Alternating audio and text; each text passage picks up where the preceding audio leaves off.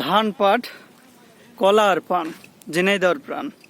সত্যি সোনালী আশখ্যাত সেই পাট যা মানুষ চাষ করে থাকে এবং আমাদের অর্থনীতিকে সমৃদ্ধ করতে যার ভূমিকা অপরিসীম। আসলে গ্রাম বাংলার যে আবহমান চাষাবাদ আছে তার মধ্যে পাট একটি অন্যতম। তো দেখতেই পাচ্ছেন সেই পাট সোনালী আঁশ কেন বলে, দেখেন সোনালী কালার আর টোটালি সোনালী কালার হয়েছে।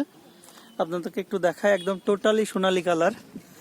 আর নিকলি হাওর খ্যাত ঝিনেদা গাড়াবাড়িয়া যে মাঠের কথা আমি বলছিলাম, সেই মাঠের এখন বর্তমান রাস্তা জেগে গিয়েছে।